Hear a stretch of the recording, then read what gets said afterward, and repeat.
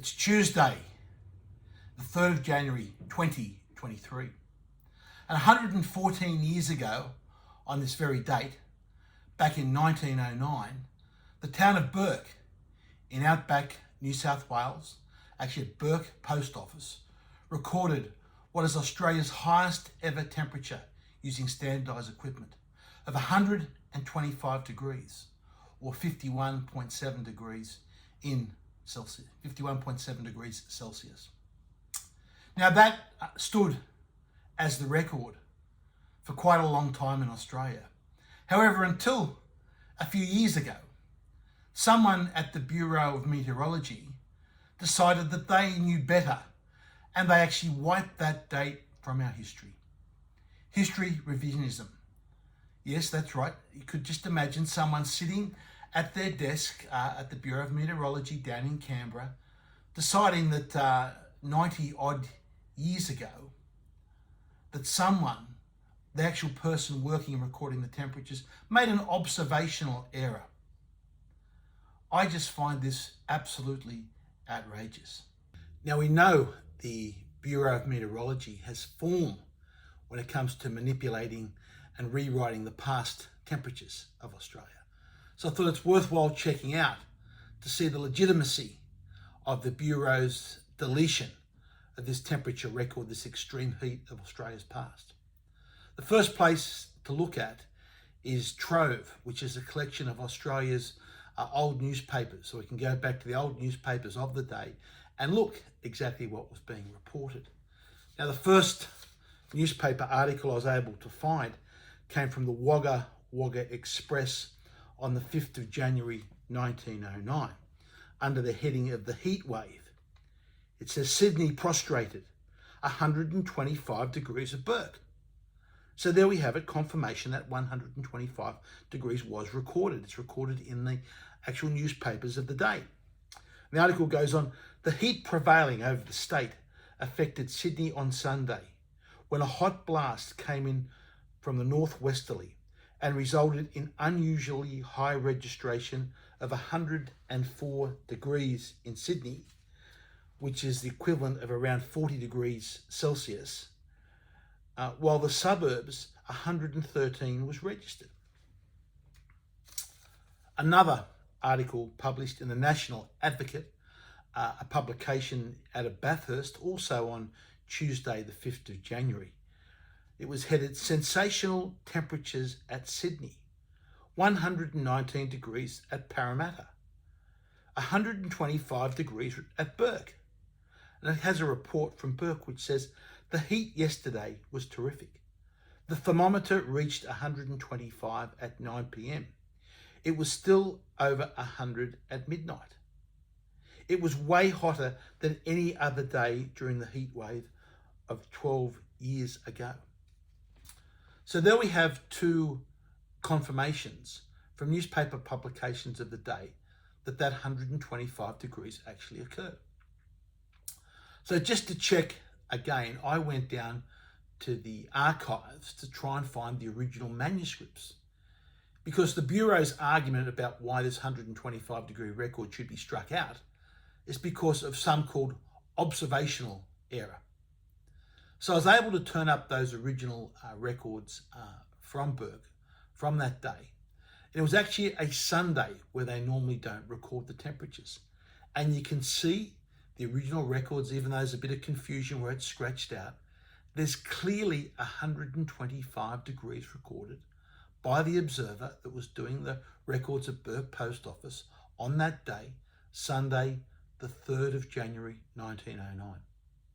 And just so there's no ambiguity, they also have a monthly summary, which they record as well. And if you look at that monthly summary for the hottest day of the month for Bourke Post Office in 1909, it again records 125 degrees. So it just seems beyond belief that someone at the Bureau of Meteorology would think these people are so stupid that they couldn't write the temperature down correctly, because that's what the Bureau of Meteorology are actually arguing. Now, one of the arguments that the Bureau came up with to justify rewriting history was that there was no other area, no other place recorded such temperatures on the day. If you go back through the records, that is a lie.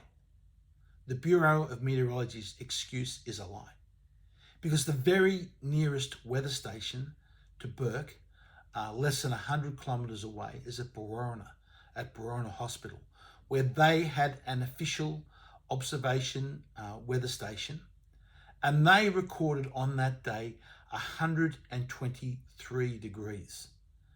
Now you can argue about, or maybe they didn't record the temperature properly there as well at Borona.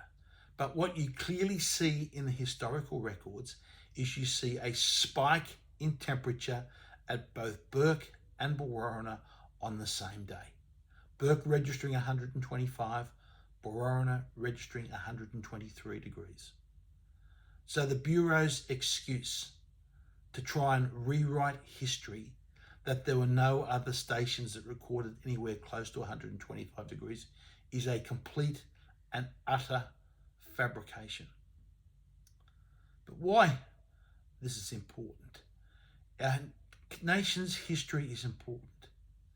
When you go through those old archives and you look at the handwriting, you can see that these were men and women of science that took their job of recording our nation's temperatures so seriously.